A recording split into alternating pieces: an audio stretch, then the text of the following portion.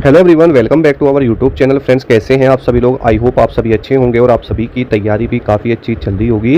देखिए दोस्तों, अगर आपने भी यूपी पुलिस कांस्टेबल का एग्जाम दिया है तो आप सभी के लिए यहाँ पर बहुत बड़ी अपडेट जारी हो चुकी है। देखिए, यहाँ पर जितने भी साथी हैं जिन्होंने पेपर दिया है उन सभी के लिए मोस्ट इंपॉर्टेंट दोस्तों एक खबर रहने वाली है। साथ ही दोस्तों, इसको लेकर जो नया नोटिफिकेशन आया है वो भी मैं आपको दिखाऊंगा, यानी जितनी भी जानकारी दूंगा नोटिफिकेशन के माध्यम से ही दूंगा। अब देखिए, यहाँ पर लगातार आप सभी के मन में बहुत सारे सवाल हैं कि सर हमारा जो रिजल्ट है वो कब आएगा, एक्सपेक्टेड कट ऑफ क्या रह सकती है, नॉर्मलाइजेशन कैसे होगा, कितने कैंडिडेट फिजिकल के लिए क्वालिफाई होंगे, किस शिफ्ट को नॉर्मलाइजेशन में ज़्यादा फायदा होगा, यानी इस तरह के जो तमाम सवाल है ना आप सभी के दिमाग में चल रहे हैं। ठीक है, लेकिन दोस्तों जो रियलिटी है ना उस पर तो आप ध्यान ही नहीं दे रहे। यानी मेरे भाई, जो यहाँ पर इस बार भर्ती का मेन फोकस है ना, जहाँ पर आपको करना चाहिए ना, वहाँ से आप भटक रहे हो। अब देखिए साथियों, होता क्या है ना कि आपको कोई सही रास्ता नहीं दिखाता, सिर्फ भटकाते हैं सभी, है ना। अब ये जो बदलाव इस वैकेंसी के अंदर हुआ है ना, ये बहुत कम लोगों को पता है, आपको भी नहीं पता होगा। यानी ये लगा लीजिए कि 90% बच्चों को बिल्कुल भी नहीं पता, और इस ना पता होने की वजह से ही ना मेरे भाई आपका जो सिलेक्शन है ना वो रुक सकता है। तो आप अपना ध्यान अब कट ऑफ से हटा करके जो यूपी पुलिस कांस्टेबल की जो मोस्ट इंपॉर्टेंट चीज़ें हैं ना, जो आपको चीज़ें जाननी चाहिए, आपको उस चीज़ों पर ध्यान लगाना है, ना कि कट ऑफ पर। क्योंकि आप काफ़ी दिनों से कट ऑफ देखे जा रहे हैं, तो मैं ये समझता हूँ कि आप अपना समय ही खराब कर रहे हो, उससे ज़्यादा और कुछ नहीं कर रहे। ठीक है, क्योंकि आपको भी पता है कि आपने पेपर दे दिया, और रियलिटी में आपको बताऊँ आजकल के समय में क्या है ना, कोई भी आता है मुंह उठा के आपको कट ऑफ बता देता है, चाहे उसने कभी खुद पेपर दिया हो या ना दिया हो।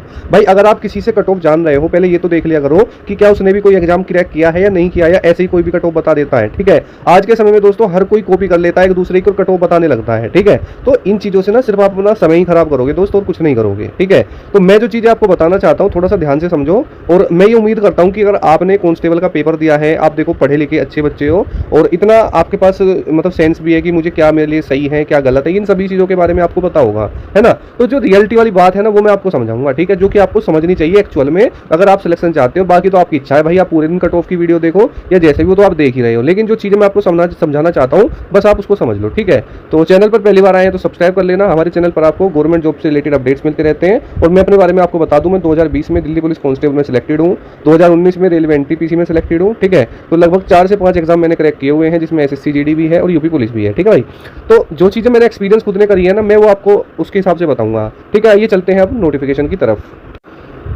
देखो दोस्तों, ये आपका ऑफिशियल नोटिफिकेशन है जो कि डिपार्टमेंट की तरफ से ही आया हुआ है, और यूपी पुलिस कांस्टेबल का ही है। ठीक है, अब देखिए दोस्तों, पहले तो एक चीज़ समझो, मैं आपको छोटी सी चीज़ बताता हूँ कि जब पहले यूपी पुलिस कांस्टेबल की वैकेंसी आती थी उसमें आपकी केवल सिविल पुलिस, ठीक है, और आपका पीएससी, ये 2 तरह की पोस्ट होती थी, आपको भी इस चीज़ का पता होगा। लेकिन अगर आप इस बार देखोगे तो इसके अंदर इस बार घुड़सवार भी है, ठीक है, और जेल वार्डर भी है, तो मतलब 2 से 3 पोस्ट और ऐड हो गई हैं। ठीक है, मान के चलो किसी बच्चे का पहले सिविल में नहीं होता था, क्योंकि सबसे ज़्यादा जो कट ऑफ है ना वो सिविल पुलिस की ही जाती है, तो 1-2 नंबर कम वालों का पीएससी में हो जाता था, आपको ये चीज़ पता होगी। ठीक है, लेकिन क्या इस बार जो घुड़सवार और ये जो जेल वार्डर है, इन चारों की ही कट ऑफ अलग जाएगी? तो जी हाँ दोस्तों, यहाँ पर देखिए 99% चांस यही है कि जो इन चारों के लिए कट ऑफ रहेगी ना, सबके लिए अलग है। फिजिकल आपका रहेगा उसके लिए तो दोस्तों एक कंबाइंड कट ऑफ रहेगी, नहीं सभी के लिए। ठीक है, लेकिन जो आपकी पोस्ट है ना अलग अलग, इनके लिए अलग हो सकती है।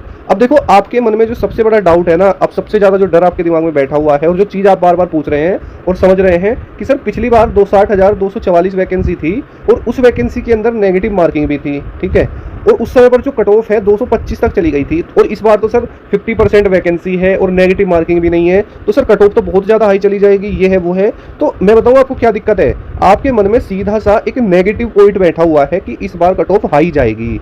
मैं आपसे दोस्त एक चीज़ पूछता हूँ, आपको अगर मैं थोड़ा सा समझाने का प्रयास करूंगा कि जो आपकी ये वैकेंसी है ना, अगर आप इस पर थोड़ा सा फोकस करेंगे तो आपको पता चलेगा कि दोस्तों एक रियल कॉम्पिटिशन देखते हैं। तो देखो, आपकी टोटल वैकेंसी 32,000 के आसपास है। ठीक है, और इस वैकेंसी के लिए अगर आप देखोगे तो 28 लाख बच्चों ने फॉर्म भरा था, जिसमें से जो आपकी अटेंडेंस है लगभग 17 से 18 लाख के आसपास जो रही है। ठीक है, एक थोड़ा सा मतलब हो सकता है, लेकिन लगभग इतनी रही है।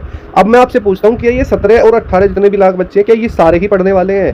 भाई देखो, कुछ तो बच्चे इसमें वो होंगे जो कि काफ़ी समय से तैयारी कर रहे हैं, क्योंकि इसमें भी एज में छूट मिली है।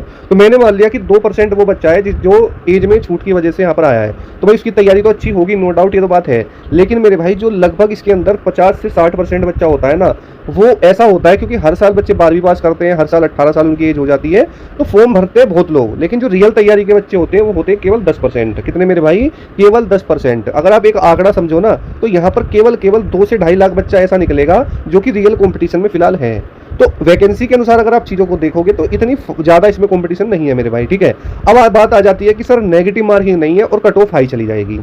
मैं आपसे एक चीज़ पूछता हूँ, अगर मान के चलो कोई कैंडिडेट किसी एग्जाम में उसने पहले 100 क्वेश्चन किए, क्योंकि अगर नेगेटिव मार्किंग होती है तो उसके दिमाग में एक चीज़ रहती है कि अगर मैं क्वेश्चन गलत करता हूँ तो मेरा सही गलत हो जाएगा, तो वो कोशिश करता है कि बस 100 तक सही हो जाए, ठीक है। लेकिन अगर नेगेटिव मार्किंग नहीं होती, यही बच्चा वहाँ पर 150 क्वेश्चन अटैम्प्ट करता है नहीं करता है, बिल्कुल करता है। तो इसके मुकाबले उसको इस एग्जाम में क्या मिलेगा, थोड़ा सा बूस्ट मिल जाएगा 5 से 7 क्वेश्चन का, पहली चीज़।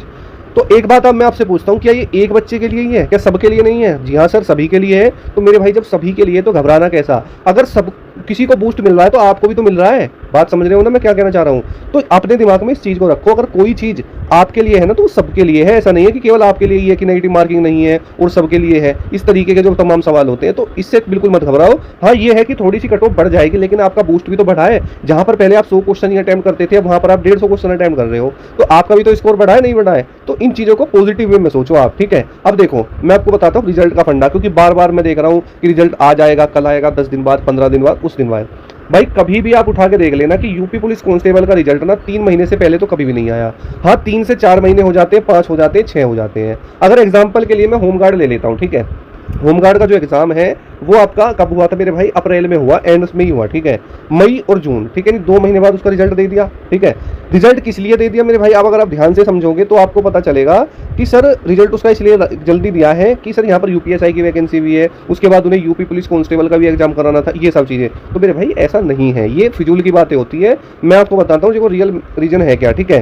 देखो ये जो आपका एग्जाम हुआ है तो लगभग उसमें भी सेम लगभग 25 लाख से 28 लाख बच्चा था, और इसमें भी इतना ही है। वो भी ऑफलाइन ही हुआ था, ये भी ऑफलाइन ही हुआ है, ठीक है। अगर उसका 2 महीने में रिजल्ट आ गया है, बात को समझ रहे हो, तो क्या इसका भी आ जाएगा? तो जी हाँ दोस्तों, मैं आपको बता देता हूँ, लगभग अगर आप देखते हैं तो जून के स्टार्टिंग में आपका एग्जाम हुए हैं इसमें 8, 9 और 10 को, तो लगभग मान के चलना कि सितंबर के मंथ में, यानी लगभग 210 से 15 सितंबर के आसपास आपको आपका रिजल्ट देखने के लिए मिल सकता है, ठीक है। आप इस चीज़ को ध्यान में रखना, ये नहीं है कि अगस्त में ही आ जाएगा, जुलाई में ही आ जाएगा, मतलब इस तरह के जो आपके मन में सवाल है ये छोड़ दो। रिजल्ट आपका दोस्तों सितंबर के महीने में आपको देखने के मिल सकता है, ठीक है। क्योंकि अगर आप एक चीज़ को समझो ना, अगर कभी भी देख लेना यार कांस्टेबल का, तो ठीक है, तो ये चीज़ें, क्योंकि आप इसकी होमगार्ड से तुलना मत करो, क्योंकि होमगार्ड में उसमें जमीन आसमान का फर्क है। एग्जाम पैटर्न देखो और इसको देखो, उसमें 100 नंबर के एग्जाम आता है केवल जीके, इसके अंदर रीजनिंग भी है, तो थोड़ा तो प्रोसेस भाई आपकी कॉपी चेक का भी होता होगा ना, तो इसको समझो, ठीक है। तो सितंबर का महीना आप मान के चलो कि सितंबर में आपका रिजल्ट आपको देखने के लिए मिल जाएगा। आई बात समझ में? तो सर अब क्या करें? तो मेरे भाई अब क्या करना है, अगर आप किसी एग्जाम की तैयारी कर रहे हो तो अपने एग्जाम की भी तैयारी करते रहो, ठीक है। साथ में भाई अपने फिजिकल की भी तैयारी करते रहो। यूपी पुलिस कांस्टेबल का इतना मुश्किल फिजिकल नहीं है कि आप ना कर पाओ। अगर आप डेली बेसिस पे सुबह मॉर्निंग में नॉर्मल भी दौड़ोगे ना, 4 से 5 किलोमीटर डेली, ये सोच के ही मत दौड़ो कि मैं पुलिस की तैयारी कर रहा हूँ। आप नॉर्मली अपने शरीर को फिट रखने के लिए नॉर्मली दौड़ते रहो, मतलब अपने दिमाग पे ये प्रेशर मत लो कि मैं फिजिकल की तैयारी कर रहा हूँ, क्योंकि अगर आप इस चीज़ को सोचते हो ना तो प्रेशर में आते हो। बिल्कुल फ्री माइंड से अपना जाओ, 4-5 किलोमीटर दौड़ो, अपना नॉर्मली अपना एक्सरसाइज वगैरह करो, तो धीरे धीरे आपकी प्रैक्टिस में वो चीज़ें आ जाएंगी और आप आसानी से कर लोगे। और जितना ज़्यादा हो सके ना अपने माइंड से नेगेटिविटी छोड़ दो, और जितना ज़्यादा हो सके कट ऑफ की वीडियो देखनी भी छोड़ दो, ठीक है।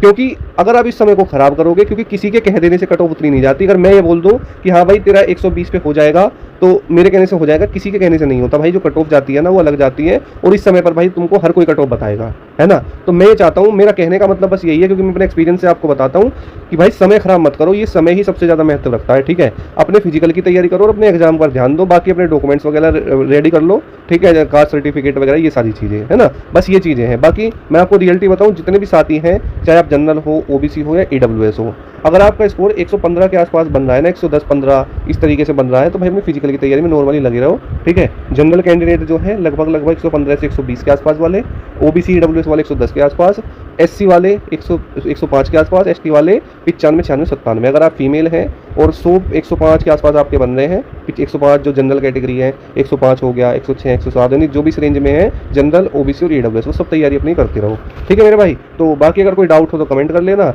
ठीक है। बाकी कोई गलती हो अपने भाई को माफ़ करना। मिलते हैं नेक्स्ट वीडियो में। जय हिंद, वंदे मातरम दोस्तों।